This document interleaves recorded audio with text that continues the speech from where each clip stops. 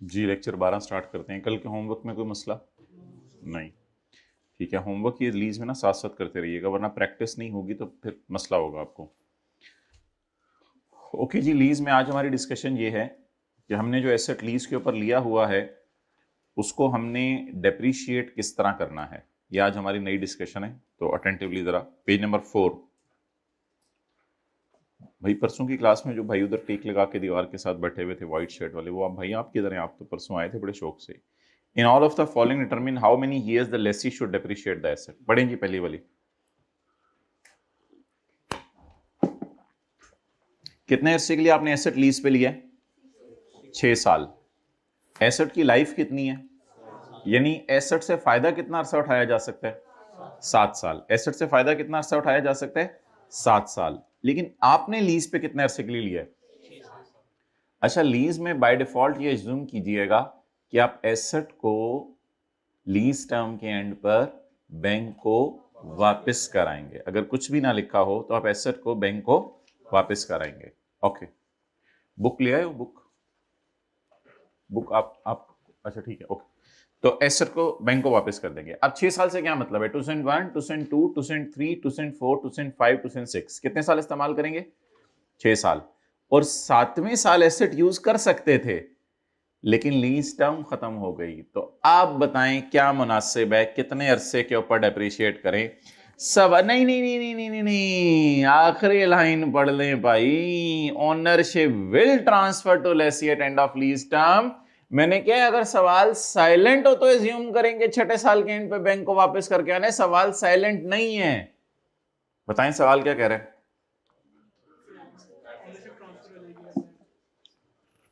Asset मुझे मिल जाएगा। कब मिलेगा मुझे? 2006 के एंड पे। 2001, 2, 3, 4, 5, 6, 2006 के एंड पे मुझे मिल जाएगा। अब 7वें साल भी इसको मैं इस्तेमाल करूंगा। 7वें डेप्रिशिएट छोड़े, मैं 7वें साल भी मैं इसको। आप बताएं कितने अरसे के ऊपर डेप्रिशिएट करना मुनासिब है? 7 ईयर्स। 7। इसके बाद ना एक रूल बनाना है हमने। रूल अभी मैं नहीं बता रहा, अभी से लॉजिक बेस पर डिस्कशन हो रही है। क्यों मुनासिब है 7 साल पे डेप्रिशिएट करना?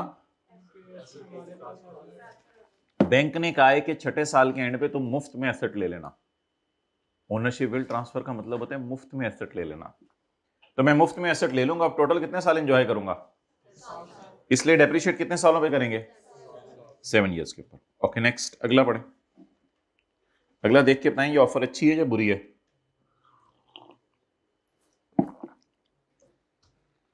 बुक ला दें भाई को। लीज टर्म कितने साल है? 8 साल।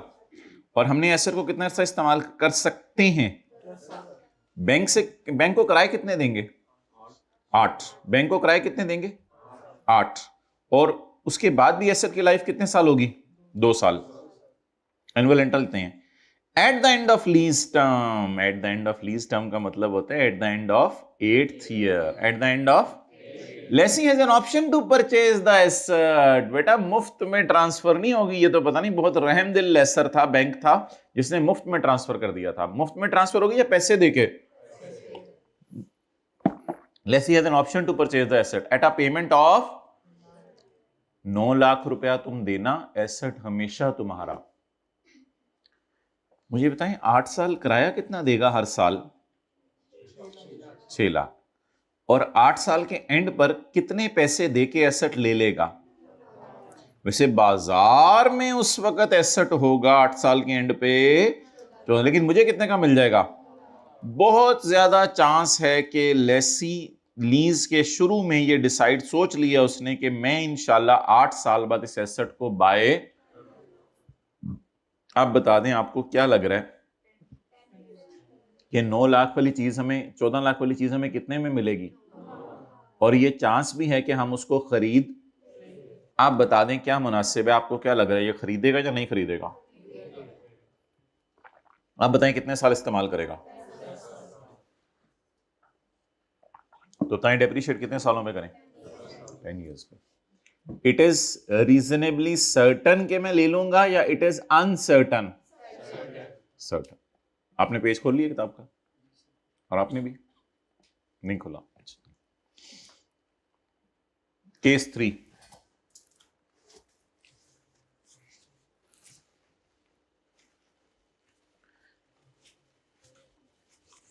Lease term is 12 years, useful life is 14 years।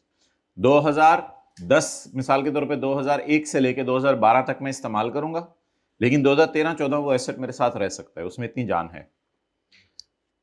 Ownership will never transfer to lessee at the end of lease term. Lessor ने कहा ये तो ये ओनरशिप ट्रांसफर नहीं होगी, तो फिर 12 साल बाद मैं क्या करूंगा?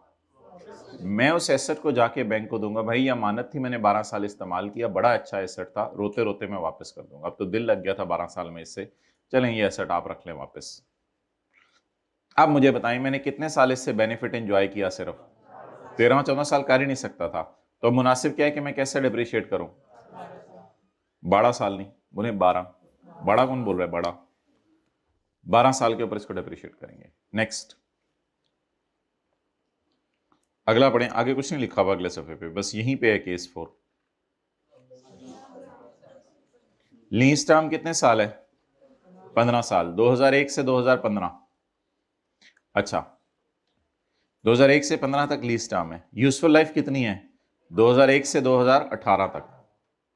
एनुअल रेंटल है 60,000। सवाल में कुछ भी नहीं लिखा हुआ, बताएं। Question is silent, so I will return, क्योंकि मैंने तो 15 किस्तें पे करूंगा ना और वापस कराऊंगा asset, so I will return asset to lessor. कब?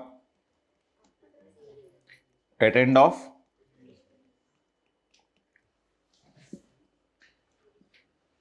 तो क्वेश्चन भाई आखिर में दोनों को बुक्स दे दें, नहीं ना, हर एक की बुक अपनी अपनी होती है ना, अपना लिखना होता है, पेपर अपना अपना है ना। तो मैं कब वापस कराऊंगा एसेट लेसर को? 15 साल बाद। अब बताएं क्या मुनासिब लग रहा है आपको? सवाल में तो कुछ लिखा ही नहीं हुआ। सवाल में लिखा हुआ है लीज टर्म 15 साल है, यूजफुल लाइफ 18 साल है। अब कितने साल के ऊपर डिप्रिशिएट करना आपको मुनासिब लग रहा है? 15 साल। एक्सेलेंट।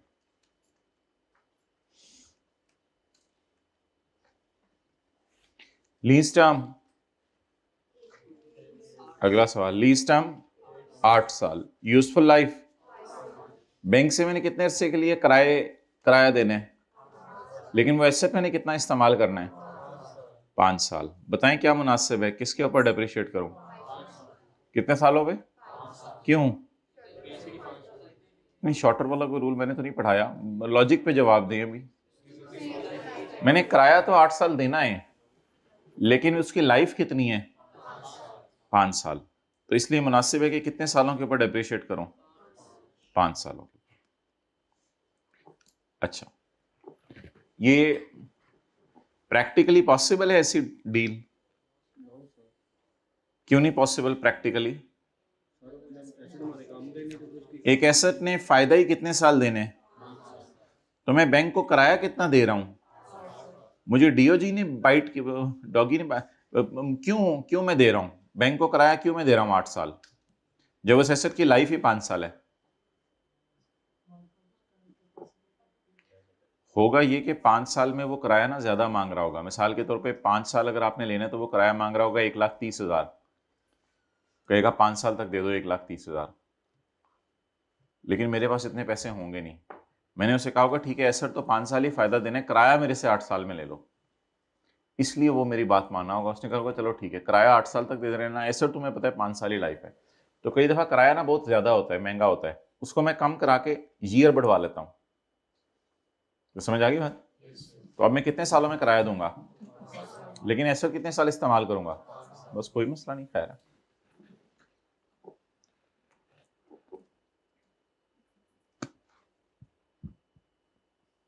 भाई इसको सही करो, ये कहां से लिख गया?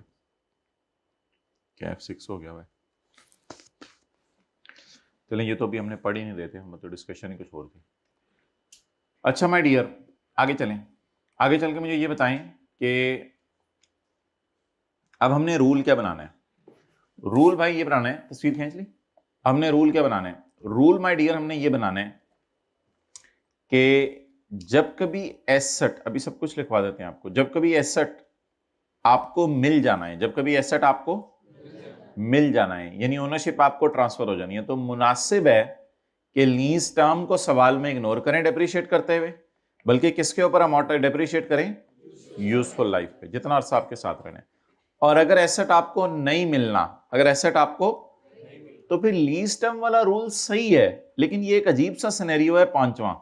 इस वजह से रूल बना हुआ है शॉर्टर ऑफ लीज टर्म और यूजफुल लाइफ।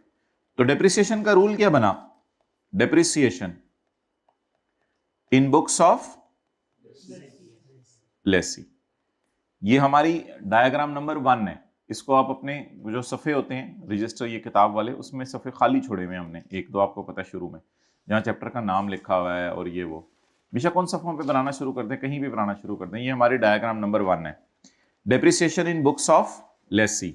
इस डायग्राम नंबर 1 में हम ये देखने लगे हैं, इफ ओनरशिप विल, बोलें, will transfer at end of, LT का मतलब क्या है? Lease term. तो फिर बोलें depreciate over useful life. But if ownership will not transfer, या क्वेश्चन इज साइलेंट। तो क्वेश्चन साइलेंट है, फिर भी ओनरशिप ट्रांसफर। अच्छा, ओनरशिप ट्रांसफर ना होने का मतलब क्या होता है? बताइए, नोट बाद में कर लीजिएगा। ओनरशिप ट्रांसफर ना होने का मतलब क्या होता है? कि जब 5 साल की एसेट इस्तेमाल कर लेगा तो 6-7 साल, 2 साल और उम्र रह जाएगी, तो बैंक इसको नहीं देगा, ये एसेट इसके नाम नहीं लगवाएगा। बैंक कहेगा मेरा एसेट वापस करो। If ownership will not transfer, तो लॉजिक कहती है लीज टर्म पे करो। लेकिन एक अजीब सा सिनेरियो पांचवा था, जिसकी वजह से हमारा रूल बनेगा डेप्रिशिएट ओवर शॉर्टर ऑफ, बोलें, lease term and useful.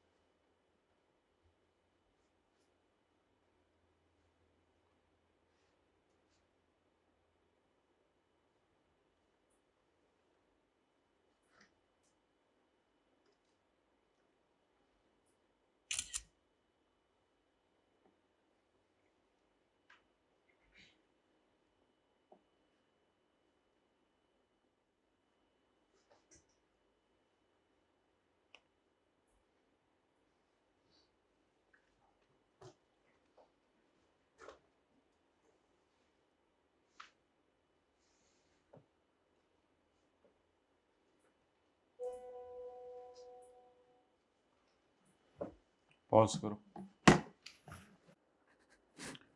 Okay, सो अगर ओनरशिप ट्रांसफर होनी है तो आप लीज टर्म के ऊपर करते हैं, और अगर ओनरशिप ट्रांसफर नहीं होनी तो आप शॉर्टर ऑफ लीज टर्म और यूजफुल लाइफ। अब दोबारा करें सारे सवाल। बताएं जी, पहला सवाल, ओनरशिप ट्रांसफर होनी है तो क्या मुनासिब है, फिर क्या करें? Useful life. फिर वो 7 ही जवाब रहा।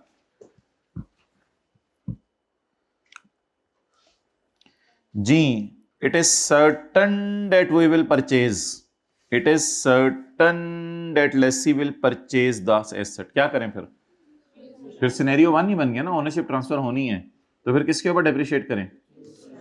Useful life.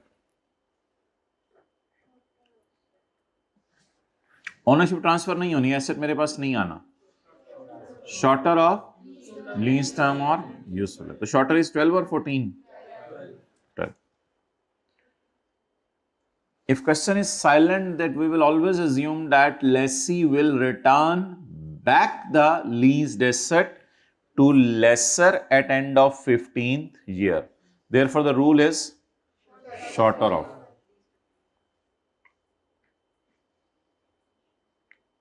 This question is also silent.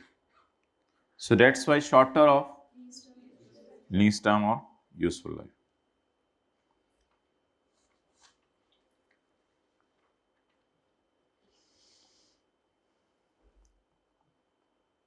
आप दोनों ने लेक्चर लिया था कल वाला?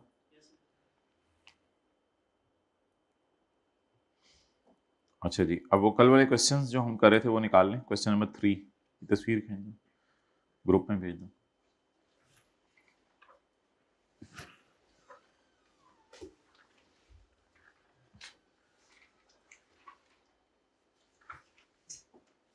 कौन सा क्वेश्चन है? Question number 3, page number.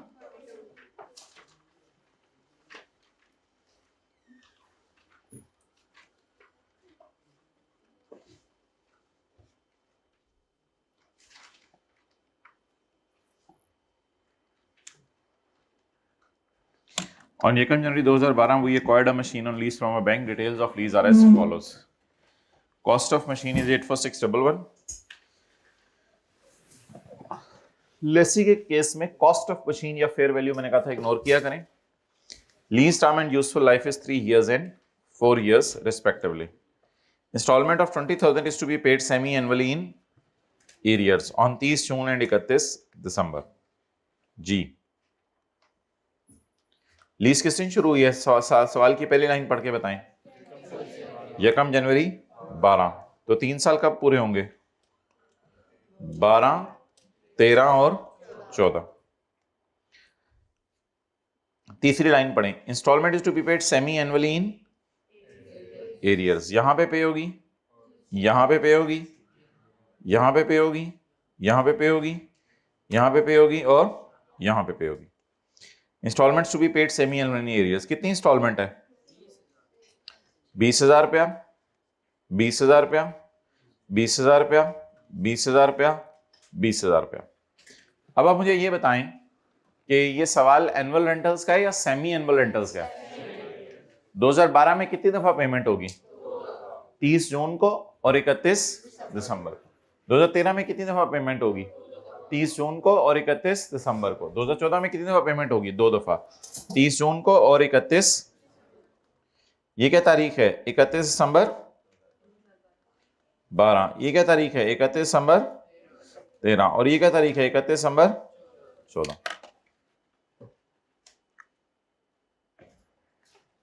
Note करना है तो कर लें, वैसे इसका सच कोई फायदा तो नहीं। चले बहरहाल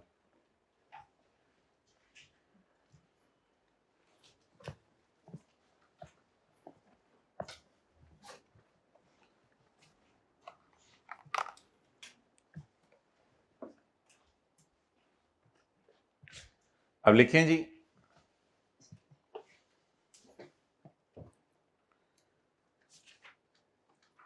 अगर रेंटल सेमी एनुअल है तो इंटरेस्ट सेमी एनुअल है ना, एनुअल तो नहीं है। अगर रेंटल सेमी एनुअल है तो इंटरेस्ट रेट को भी एनुअल से सेमी एनुअल पे ले आएंगे। अगर रेंटल सेमी एनुअल है तो इंटरेस्ट रेट को भी सेमी एनुअल से, सॉरी एनुअल से सेमी एनुअल पर ले आएंगे। तो इंटरेस्ट रेट को भी एनुअल से सेमी एनुअल पर ले आएंगे। जी तरीका बताएं। ये 22% साल का रेट है, डिवाइडेड बाय 2 भी कर सकते हैं, लेकिन हम किया करेंगे 6/12, क्योंकि क्वार्टरली भी करना पड़ सकता है ना कभी रेट को।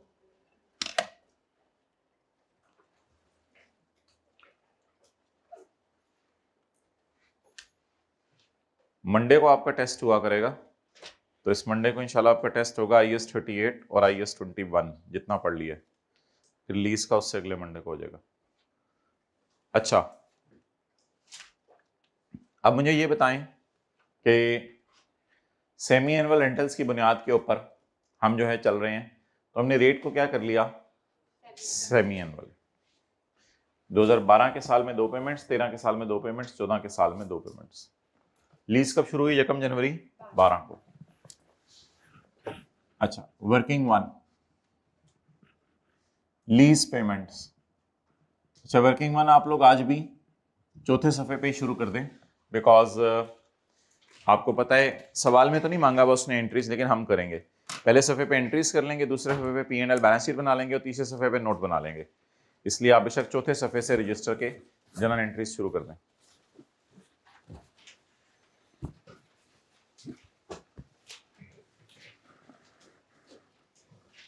किताब थोड़ी मोटी है, इसके लिए अगली दफा कोई हल निकालेंगे। अभी आप ये कोई और किताब उसके नीचे रख लिया करें, क्योंकि सफ़े थोड़े से हैं ना, तो एक साइड पूरी झुकी हुई है, तो आपको लिखने में शायद मसला हो रहा है। अच्छा जी, लीज पेमेंट्स, किराया कितना है? 20,000 जी। कितने साल तक देने? 3 साल तक। लेकिन 3 साल में कितनी दफा 6 महीने आते हैं? एक साल में कितनी दफा 6 महीने आते हैं? 2 दफा। तो 3 साल में कितनी दफा 6 महीने आएंगे? बोलें 6 दफा। तो इसलिए 6 दफा 20,000 देने हैं, 6 टाइम्स 20,000 देने हैं। टोटल कितना? 1,20,000। अच्छा, अब कल मैंने निकाली थी present value, present value of lease payments on 1 जनवरी 12। लेकिन आज से ऑनवर्ड्स हम प्रेजेंट वैल्यू नहीं निकाला करेंगे। पहले आज से ऑनवर्ड्स हम अमोर्टाइजेशन शेड्यूल खोला करेंगे। अमोर्टाइजेशन शेड्यूल ये होता है कि हम एक वर्किंग बनाते हैं, डेट, इंस्टॉलमेंट। इंस्टॉलमेंट तो वो 20,000 है, उसमें कितना हम प्रिंसिपल पे कर रहे हैं, कितना हम इंटरेस्ट पे कर रहे हैं, और कितना अभी लोन हमारे कंधों पे रह गया है। अच्छा, अब 1 मिनट इसमें प्लॉटिंग देख लें कैसे करनी है। हमारा लीज कब शुरू हुई? 1 जनवरी 12 को। पहली किस्त कब देंगे?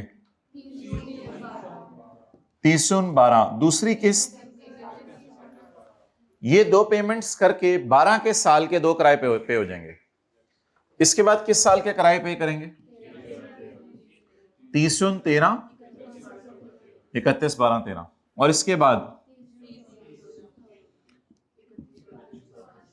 14। बेहतर है कि इंस्टॉलमेंट्स का कॉलम बना लें, उसके बाद पीवी निकालें। उसके बाद पीवी निकालें। पीवी का मतलब होता है प्रेजेंट वैल्यू। 20,000 रुपए के 6 किराए हैं आपके।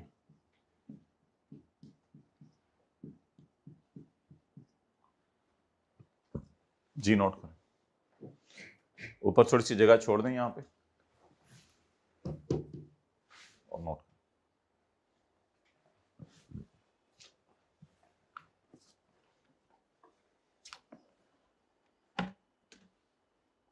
क्या सोच रहे हो?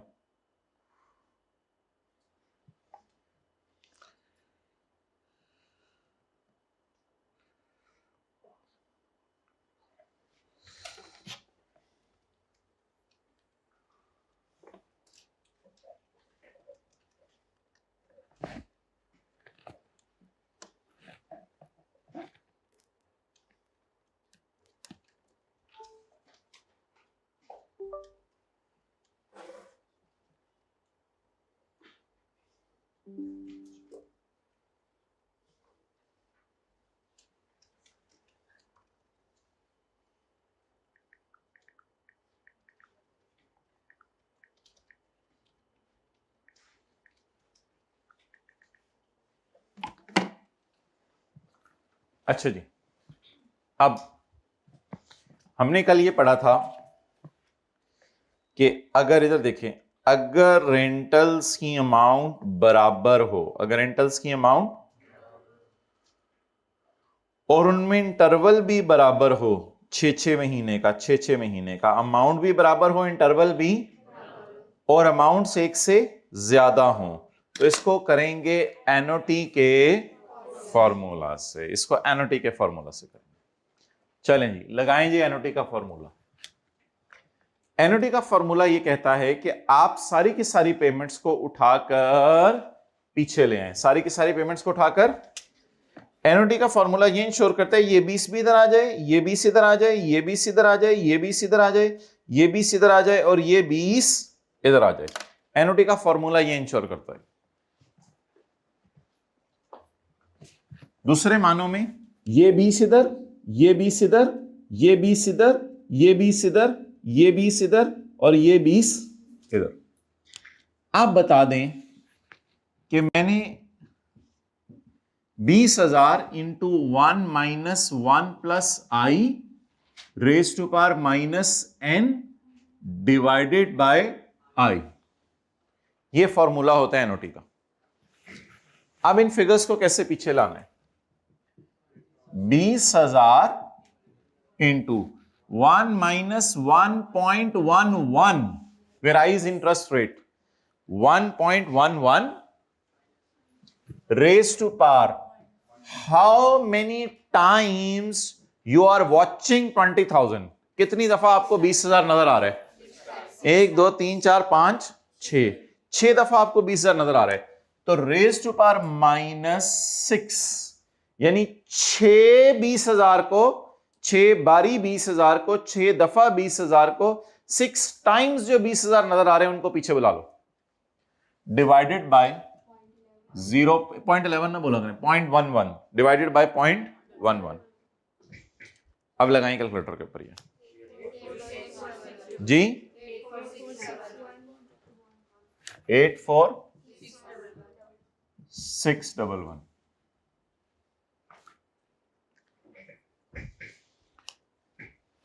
अब जरा बात गौर से सुनिएगा, आप टोटल किराया कितना देंगे 3 सालों में? प्लीज बताएं, टोटल किराया 3 सालों में कितना देंगे? 1 लाख। उसमें एसेट की मद में कितना देंगे? 84611। बाकी आप लेट पेमेंट का, बाकी इंटरेस्ट निकालने की कोई जरूरत नहीं होती, अगर निकालना है तो देख लें। टोटल किराया कितना देने और प्रेजेंट वैल्यू की मद में कितना देने? तो इंटरेस्ट 35389।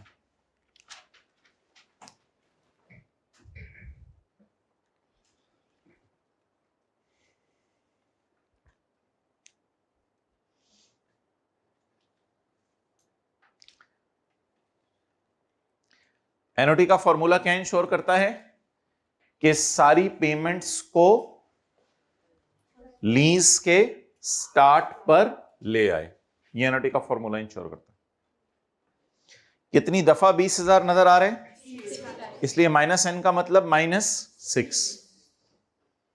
ये फिगर जो 84,000 आई है, क्या ये 1,20,000 से हमेशा ज्यादा होगी या कम होगी? कम होगी, क्योंकि प्रेजेंट वैल्यू का मतलब होता है उनको आज बुलाना, तो आज पे बुलाएंगे तो फिर वैल्यू उसकी कम होगी।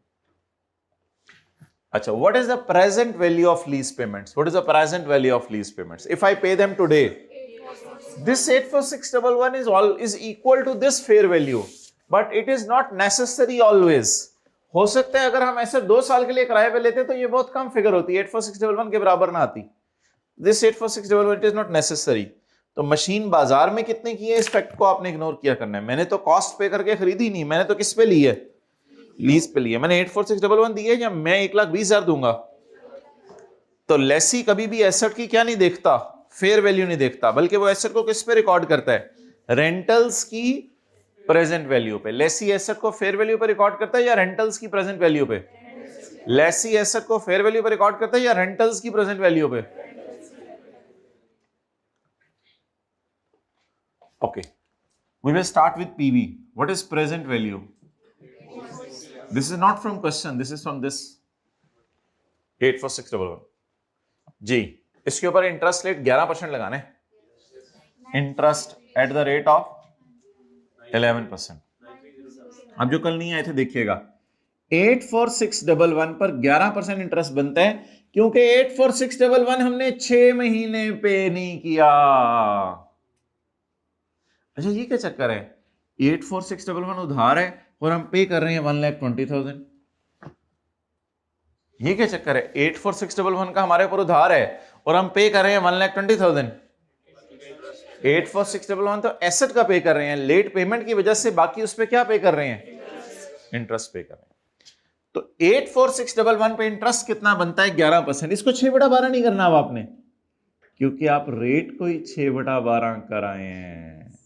अब आप कैलकुलेटर पे करें 84611 into 11%। 9, what is this 9307? This is the interest expense from January to June. ये जनवरी से जून का क्या है? इंटरेस्ट एक्सपेंस है। अच्छा इधर देखें, टोटल कराया कितना पे किया 6 महीने का, उसमें इंटरेस्ट कितना है? भाई उधर ना देखो ना, उधर तो कोई चीज नहीं। टोटल कराया कितना पे किया है, उसमें इंटरेस्ट कितना है, तो बाकी principal.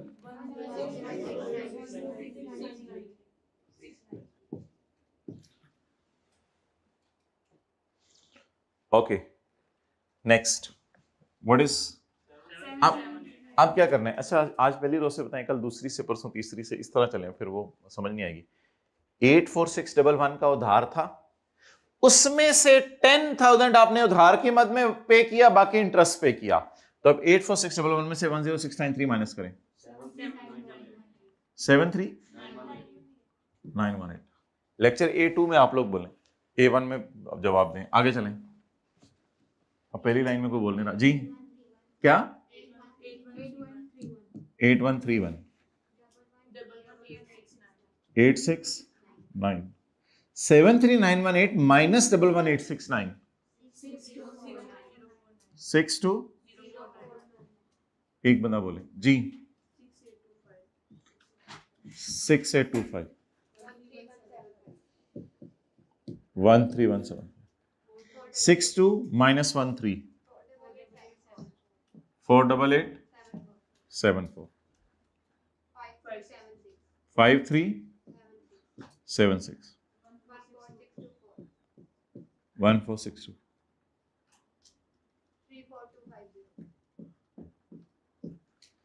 Ji 3768 16232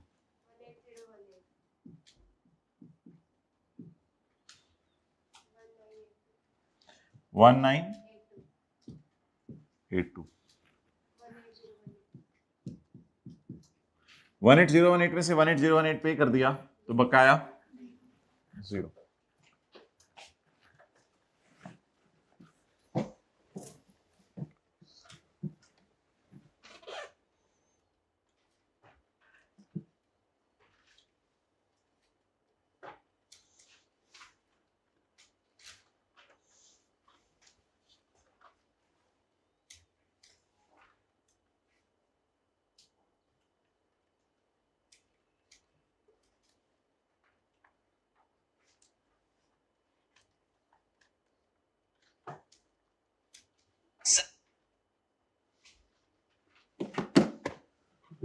okay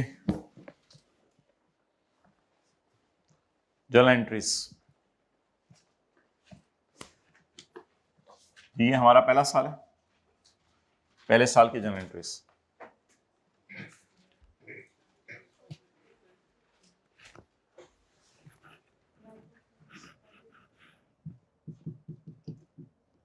year and 31 दिसंबर 12, यकम जनवरी 12। अच्छा एसेट का नाम कल हमने डिसाइड किया था, एसेट नहीं रखा करेंगे, एसेट जो हम लीज पे ले रहे हैं उसका नाम रखा करेंगे राइट ऑफ यूज। अगर ओन्ड एसेट है उसका नाम रखते थे प्रॉपर्टी प्लांट एंड इक्विपमेंट, अगर लीज एसेट है उसका नाम रखेंगे right of use. Okay so lease liability के साथ आपने हमेशा ब्रैकेट में लिखा करना है पीवी, इसकी आदत डाल दें। प्रेजेंट वैल्यू, प्रेजेंट वैल्यू बताएं लीज लायबिलिटी की कितनी है, यानी रेंटल्स की डिस्काउंटेड वैल्यू 84611 और इसी को एसेट की कॉस्ट बना देंगे।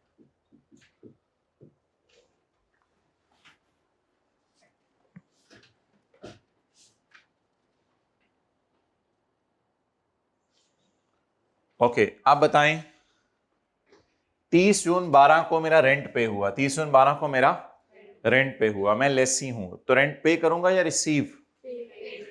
मेरी जेब से कैश कितना गया? अच्छा वैसे कल मैंने आपको बताया था इसका टोटल किसके बराबर होगा? 1,20,000 टोटल कराया, मैं ये पे कर रहा हूं। इसको स्प्लिट करें, इसमें कितना प्रिंसिपल पे कर रहा हूं 84 और इसमें कितना इंटरेस्ट पे कर रहा हूं 35389। बैलेंस का कभी टोटल नहीं करना, तो इसकी जरूरत नहीं है, ये टोटल हम कभी किया नहीं करेंगे, लेकिन हमें पता होना चाहिए 1,20,000 मैंने पे किया उसको, उसमें से 84 एसेट के लिए पे किया और बाकी मैंने लेट पेमेंट का इंटरेस्ट पे किया।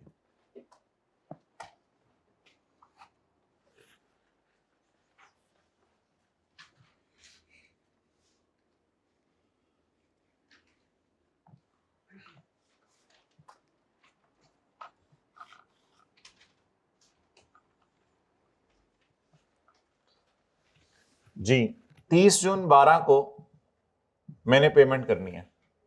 पेमेंट कैसे करूंगा? कैश मेरी जेब से चला गया 20,000 कैश क्रेडिट। मेरी लीज की लाइबिलिटी कितने से कम हो गई? ये देखें कैसे कम हो रही है। 84 की थी, 10 पे कर दिया तो बाकी रह गई 73।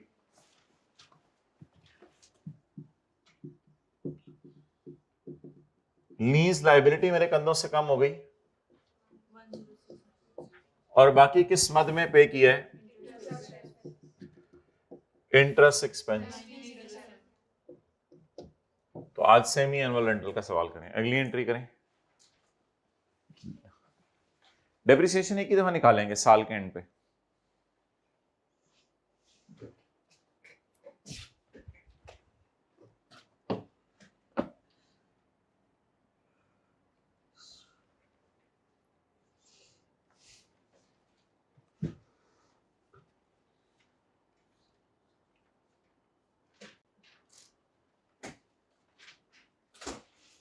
जी अगली डेट बताएं।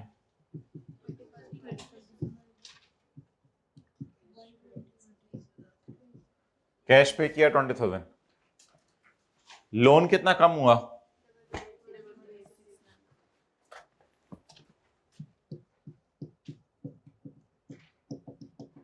डबल 1,869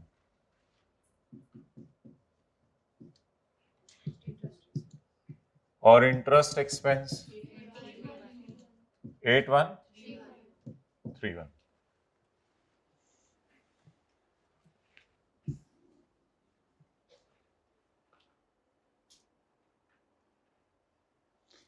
अच्छा डेप्रिसिएशन अब एक ही दफा साल के एंड पे चार्ज हुआ करेगी।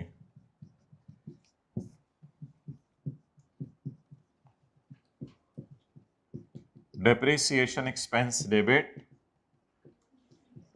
And accumulated depreciation credit. Cost यहां से उठाया करनी है, ये वाली एसेट की कॉस्ट है 84 डिवाइडेड बाय अब वो नए जो रूल्स सीखे हैं आज। किराए पे कितने हिस्से के लिए लिया हुआ है? 3 साल के लिए। और एसेट फायदा कितने साल देके जा सकता है? लेकिन एसेट तो मेरा बनना ही नहीं, क्वेश्चन इज साइलेंट। तो लिखें क्वेश्चन इज साइलेंट, किताब पे लिख लें question is silent, so ownership will not transfer.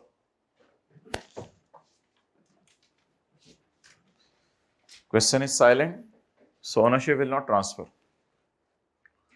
So we will बोले we will depreciate over shorter। बस shorter आगे पता ही है किस किस में से लेना है।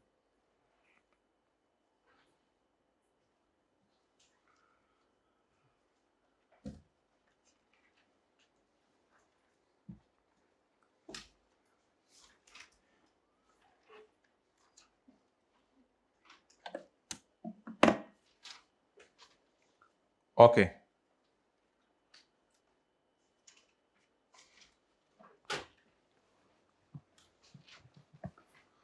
what is shorter? 3 years divide by 3 करेंगे तो कितने से की डिडक्शन आएगी? 3 साल की, 1 साल की। तो जकम जनवरी 12 से 31 12 12 कितना अर्सा हो गया? 1 साल। 2840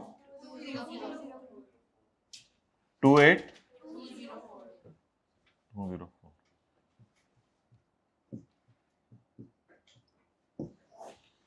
अगले साल की करें एंट्रीज, तीसरे की नहीं करनी थी, दूसरे की।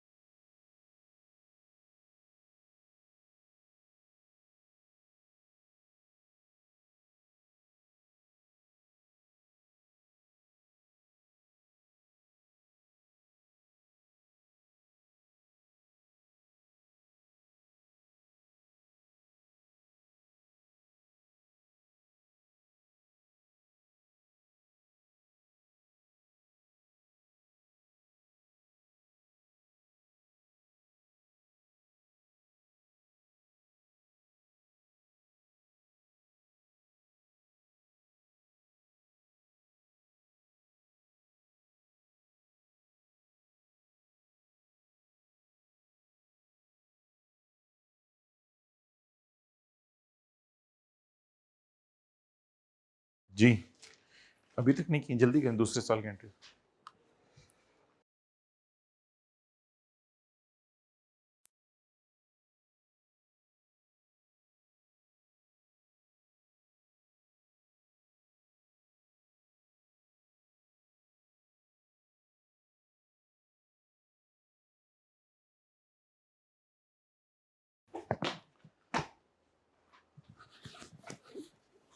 Okay, now over here and is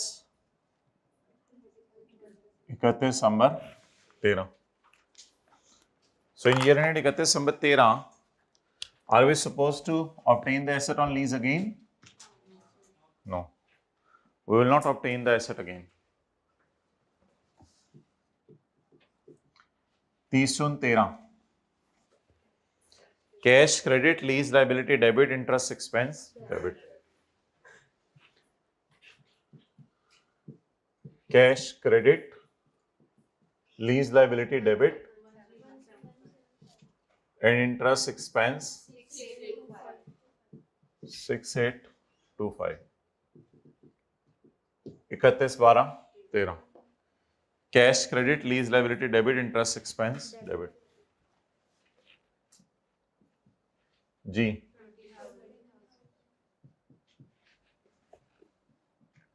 lease liability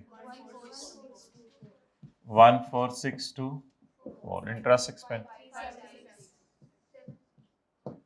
5376 and depreciation हमेशा फॉर द ईयर निकलेगी, ये कभी भी 6 मंथ के नहीं निकलेगी। इंटरेस्ट इसलिए 6 मंथ निकल रहा था कि रेंटल 6 मंथ्स के पे हो रहे थे। जी बोलें। Depreciation expense debit ji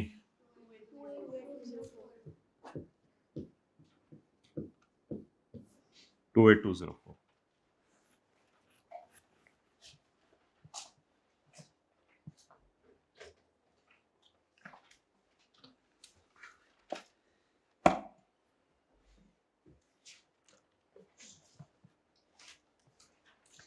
ji P and L बनाएं दोनों सालों का।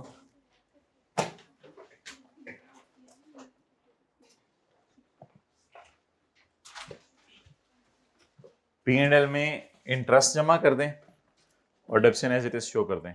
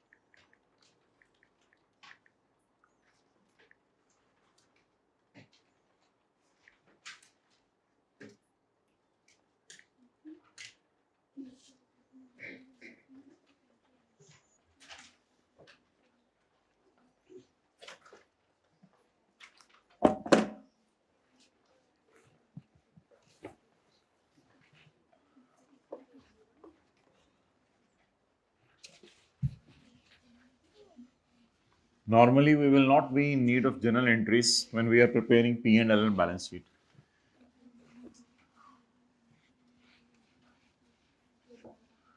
We should equip ourselves in a way that we may prepare P and L and balance sheet directly without preparing the journal entries.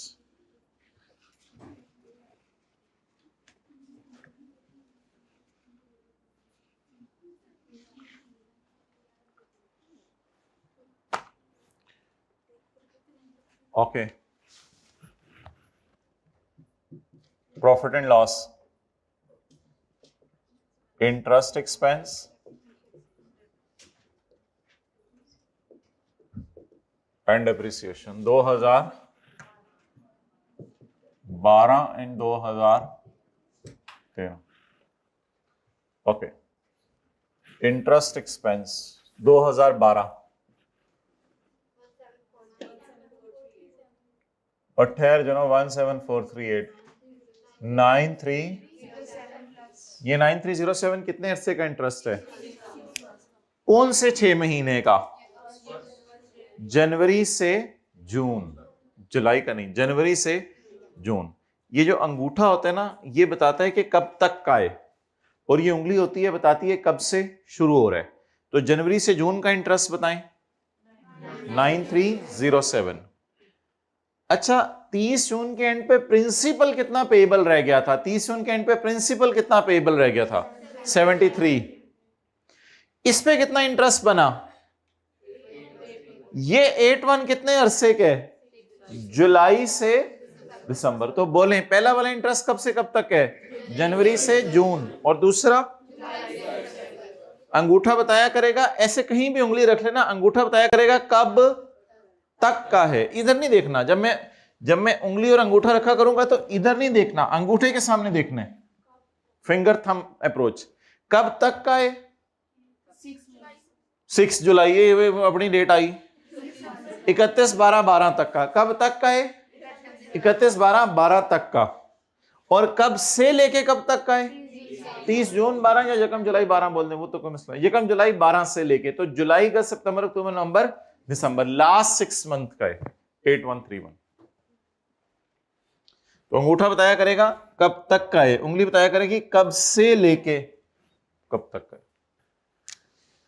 जी पहले 6 महीने का आ गया, अगले 6 महीने का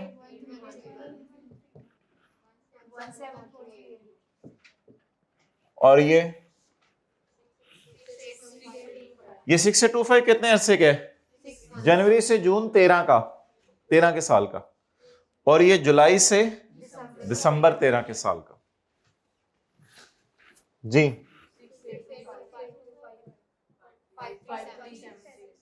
5376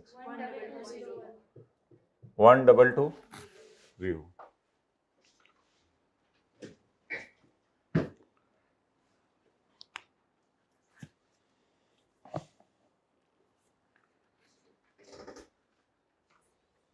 डिप्रिसिएशन तो पूरे साल की जी। What is the cost of asset, what is PV? 8 4। What is shorter? 3 2 0। डेप्सिन जब निकली हुई थी जनरल एंट्रीज में तो मैंने दोबारा क्यों निकाली, कैलकुलेट क्यों दोबारा की? क्योंकि जनरल एंट्रीज के बगैर हमें P&L बैलेंस शीट बनाना आना चाहिए। रेसिपी देखे बगैर हमें बिरयानी बनानी आनी चाहिए, बिरयाना बनेगा। 28204। ठीक है भाई, अब हम बैलेंस शीट की तरफ जाएंगे। साथ साथ लेंगे तो चीजें आसान है, पेंडिंग छोड़ेंगे तो बहुत ही आसान हो जाएगी, टेंशन ही नहीं रहेगी। 2012 बेहतर है इस तरह लिख लिया करें वैसे, 31/12/12।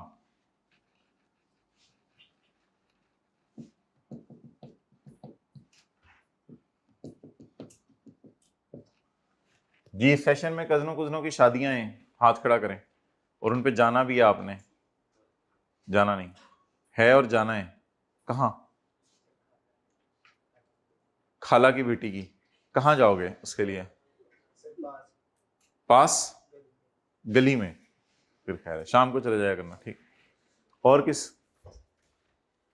बस बाकी सबके कदम फारग हो चुके। ठीक है, अब बैलेंस शीट में आ जाए। Right of use,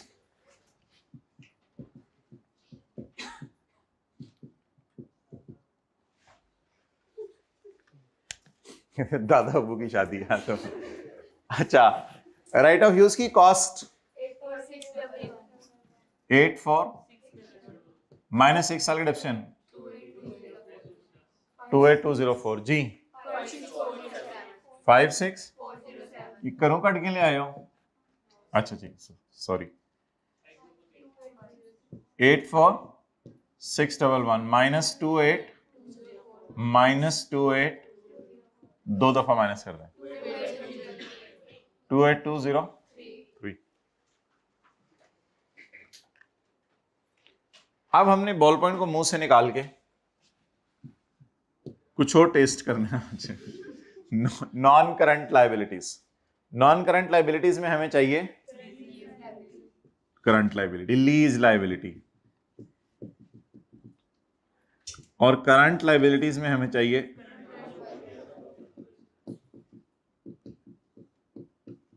current portion of, और इंटरेस्ट पेएबल भी चाहिए। ये नई चीज, इंटरेस्ट पेएबल है या पे हो रहा है एंड पे साल के, तो फिर पेएबल तो नहीं है कुछ भी, पेएबल तो साथ साथ पे हो रहा है इंटरेस्ट, वो तो कल के सवाल में इंटरेस्ट पेएबल भी आएगा। ओके, अब आप मुझे ये बताएं कि बैलेंस शीट बनाने के लिए क्या करना है। बैलेंस शीट बनाने के लिए उसमें लीज लाइबिलिटी मालूम करने के लिए मौत के कुएं में छलांग मारनी है। वो देखें मौत के कुएं ऐसे ऐसे मोटरसाइकिल हो रहा होता है, फिर आपके पास आ जाते हैं ऊपर तक, पैसे पकड़ के फिर नीचे चला जाते हैं मोटरसाइकिल वाला, नहीं देखा कभी? भाई यही देखते रहा करें। अच्छा, अब आप मुझे ये बताएं कि हमारा साल कौन सा है? नहीं 2012 नहीं, 31/12/12 हमारा साल कौन सा है? हमारे साल की पेमेंट के नीचे लाइन लगा दें। अगली पेमेंट कहां चली जाएगी? ये कॉन्सेप्ट बिल्कुल गलत है, अगली पेमेंट करंट में चली जाएगी। अगले साल की सारी पेमेंट्स किस में चली जाएंगी? करंट में। 31/12/12 के लिए करंट ईयर यानी विद इन 1 ईयर या एक साल कौन सा है अगला 31/12/12 के साल के लिए? और हमने करंट पोर्शन सिर्फ प्रिंसिपल अमाउंट का करना होता है, इंटरेस्ट का नहीं करना होता। असल में आपने एसेट उधार पे लिया ना, तो उसका जो प्रिंसिपल अमाउंट है वो पे करनी है आपने। इंटरेस्ट का कभी भी करंट नॉन करंट नहीं करना। वजह यह है कि इंटरेस्ट का ताल्लुक वक्त गुजरने के साथ है।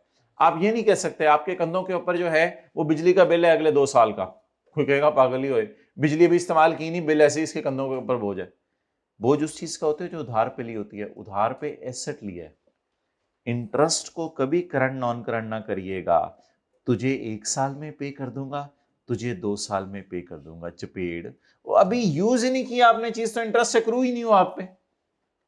तो गाड़ी उधार पे ले ली तो उसकी लाइबिलिटी जरूर किताबों में बुक कीजिएगा जिंदगी में, लेकिन उसके 2 साल की पेट्रोल की लाइबिलिटी बुक ना कीजिएगा जब तक कि आप पेट्रोल खरीद न लें।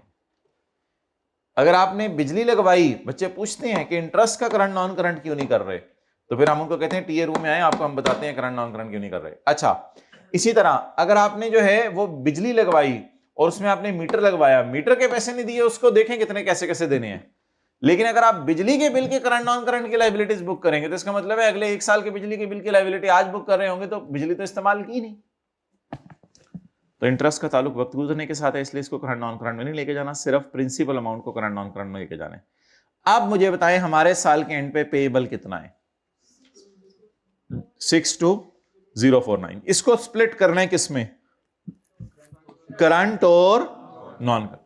अब बता दें अगर मेरा साल 31/12/12 को एंड हो रहा है तो मेरे लिए करंट कौन सा साल है?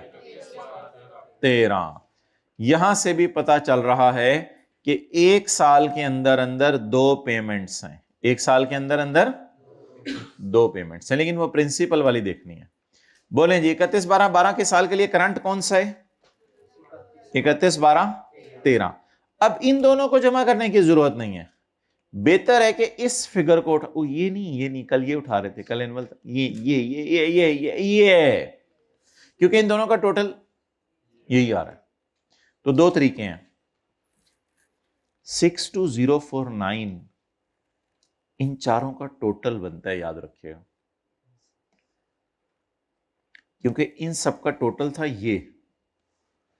तो 62,000 में से 13,000 इधर पे होने, 14,000 इधर पे होने, 16,000 इधर पे होने, 18,000 इधर पे होने।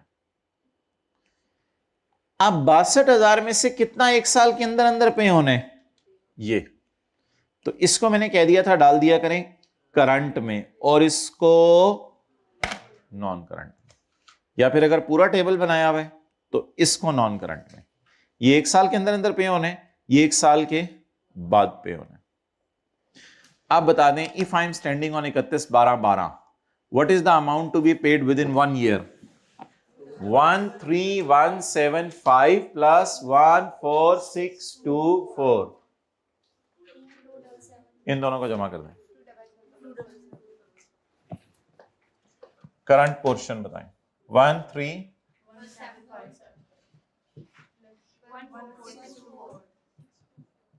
जी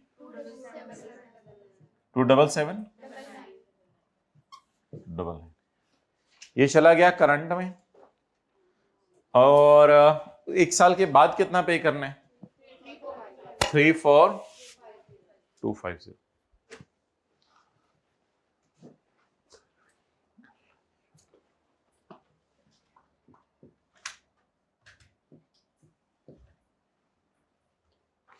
अगले साल का देख लें।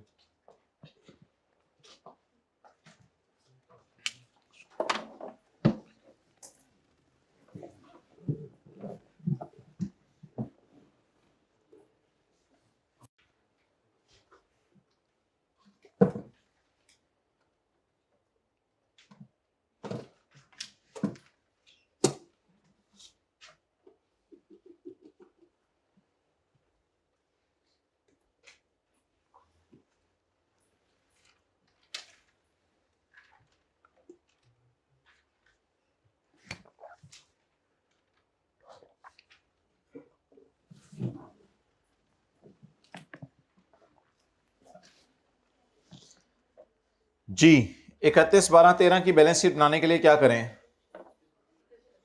बोलें 31/12/13 की पेमेंट के नीचे लाइन लगाने का मतलब ये होता है कि उसके नीचे पेएबल पड़े हैं, उस लाइन के भी नीचे पेएबल पड़े हैं। पेमेंट से ऊपर लाइन से ऊपर पेड पड़ी हुई है और लाइन के नीचे नीचे पेएबल पड़े हुए हैं। अब what is my carry down? 3,4। इसमें से कितना 1 साल के अंदर अंदर पे कर देना है? सारा। और 1 साल के बाद so what is to be paid in current year 16,232 18 25 okay 0।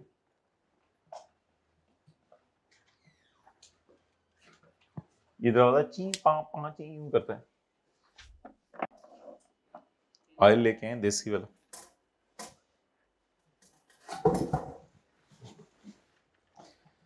आप साथ वाले के कंधे पे थपकी दे दें, चाहे आप उसको जानते हैं या नहीं जानते हैं, इससे कोई फर्क नहीं पड़ता। अनजान बंदे के कंधे पे थपकी दें, इसी तरह दोस्ती बढ़ती है, लेकिन ज्यादा भी नहीं बढ़ानी कि वो आपको अपने हॉस्टल में बनाने लग जाए, खाने खिलाने लग जाए, फिर आप जो है उससे गपशप मारना शुरू कर दें, फिर बस इस चक्करों में सेशन गुजर जाए पूरा।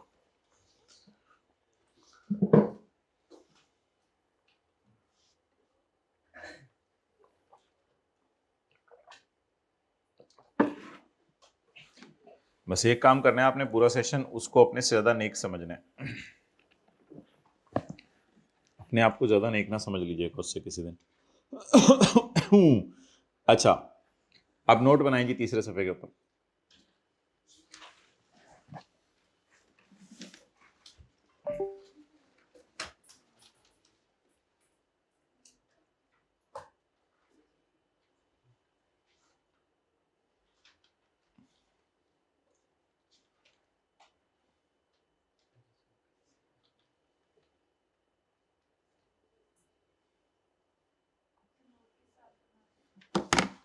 नोट आज जो है, चलें पहले साल का ही बना लें। कंपनी का नाम बेटा BTL, notes to the financial statements for year ended December 31, 2000, इस तरह लिखा करें, दिसंबर 31, 2012।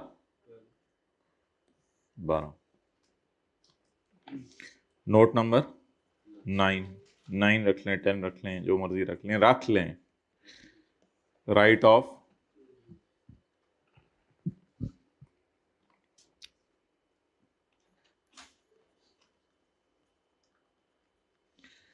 Gross carrying amount. कल आपने घर जाके बताया था अम्मी मुझे 2 नोट बनाने आ गए हैं, 30 रुपए वाला और 40 रुपए वाला। Opening, addition, closing. अभी सेशन का स्टार्ट चल रहा है, अभी देखा है मीनार पाकिस्तान, फिर जो मिड में जाके आपको याद आता है ना मैंने मीनार पाकिस्तान की सैर करनी है, वो फिर मुश्किल हो जाता है। ले जाए साथ वाले को, देखें जरा उसके चेहरे की तरफ, तैयार है? अकोमोडेशन दूर से दिखा के लाइएगा, ये ना कि उसके ऊपर चढ़ जाके। नहीं चढ़ने देते, हाथ भी नहीं लगाने देते। सुने, हमारी भी जिंदगी गुजर गई लाहौर में भाई, देखा ही है बस दूर से। अच्छा, डेप्रिसिएशन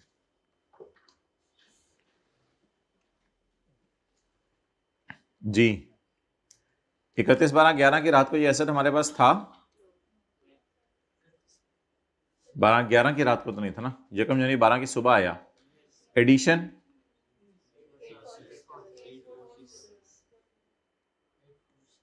जी, वो 10 छड़ी लिख भी ली मैं।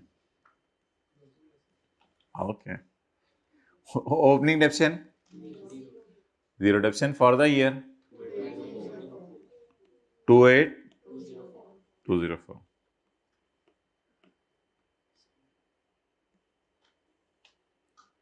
To eight 204। अच्छा, आपको पता है हर एसेट की बीवी होती है, अल्हम्दुलिल्लाह। इस एसेट की भी बीवी है। बीवी बताएं क्या है इस एसेट की? 56407। अल्लाह हर एसेट को, भाई तू तो लाइबिलिटी है। नहीं एसेट है भाई, साथ साथ नॉन करंट एसेट है, करंट एसेट है। नहीं भाई, एसेट वो होता है जिसपे आपका कंट्रोल हो। ह्यूमन है, ह्यूमन बीइंग कहते हैं। वो जीव जीव हरकतें करता है तो आप उसे खुद ही कहते हैं इंसान बनो। पता नहीं पहले वो क्या है। आजकल तो माएँ भी बच्चों को कह रही होती हैं बेटा इंसान बनो।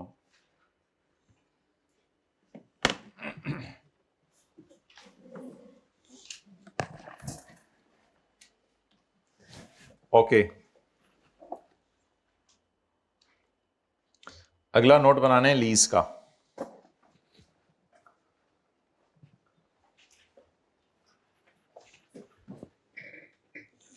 नींद पूरी करके आते हैं या नींद ही पूरी करते रहते हैं? भाई ये जुल्म ना कीजिएगा अपनी जिंदगी में, मैक्सिमम आप 6-7 घंटे सोया करें बस। ये वीकेंड का मतलब ये नहीं होता वही 11 बजे इतनी जल्दी उठा दिया, मैं तो 12 बजे से पहले उठता नहीं हूं।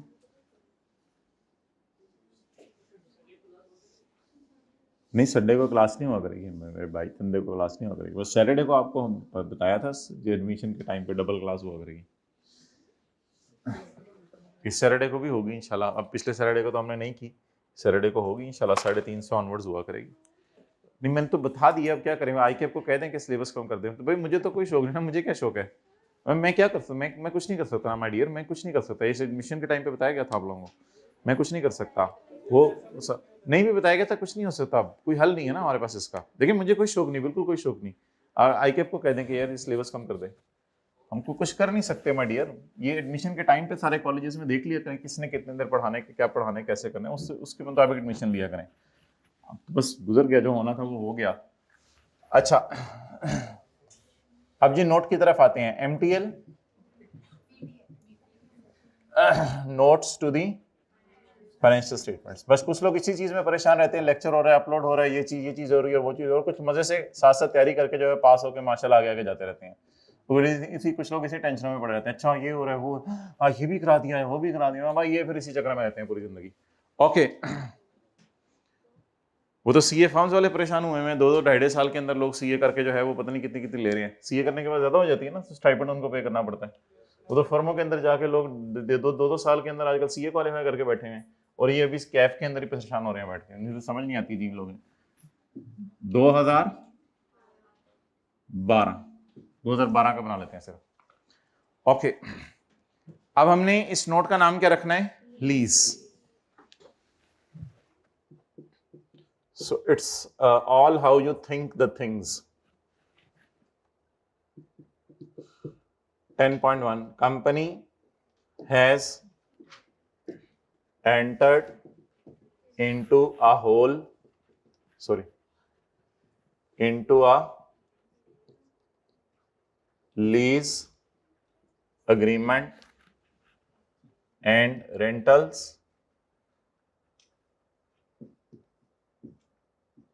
are paid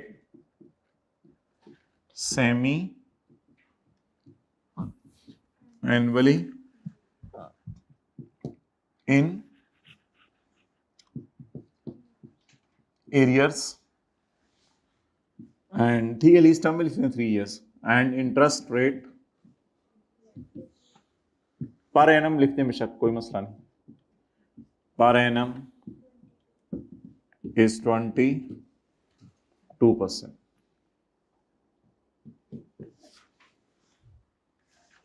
और 10.2 मेच्योरिटी एनालिसिस।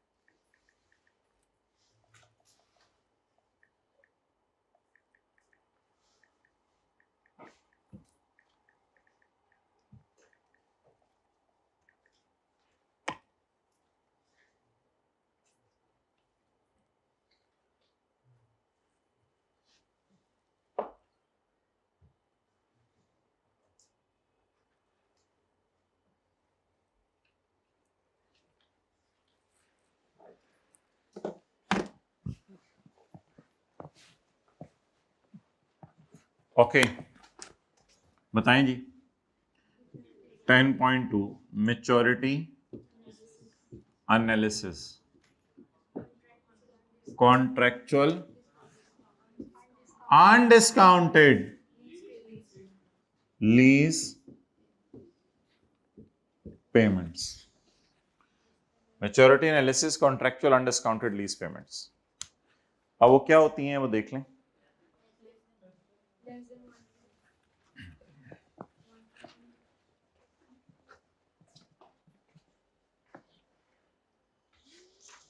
ओके, हम खड़े किस दिन है? 31/12/12। मैच्योरिटी एनालिसिस का मकसद ये है कि इंस्टॉलमेंट के कॉलम को आप स्प्लिट कर दें। मुझे ये बताएं कि हम खड़े किस दिन है? 31/12/12। तो 31/12/12 की पेमेंट के नीचे लाइन लगा दें। और हमें कंसर्न सिर्फ किससे है? अनडिस्काउंटेड पेमेंट से। अनडिस्काउंटेड पेमेंट से मुराद होता है इंस्टॉलमेंट।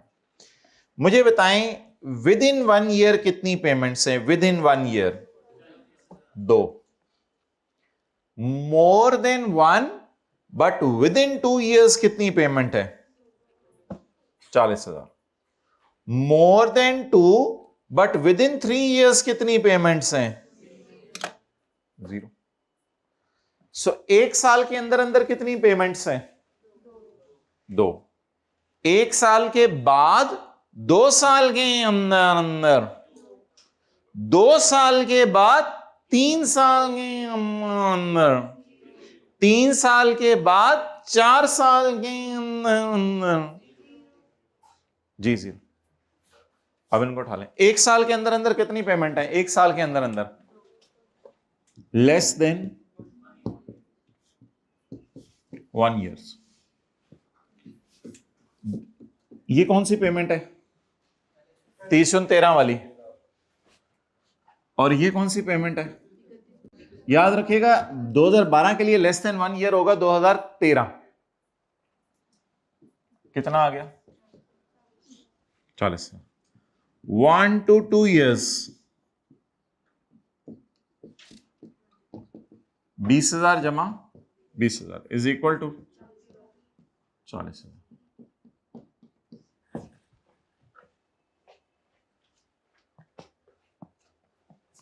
बनाएं दूसरा पार्ट। ये बन गया लीज का नोट।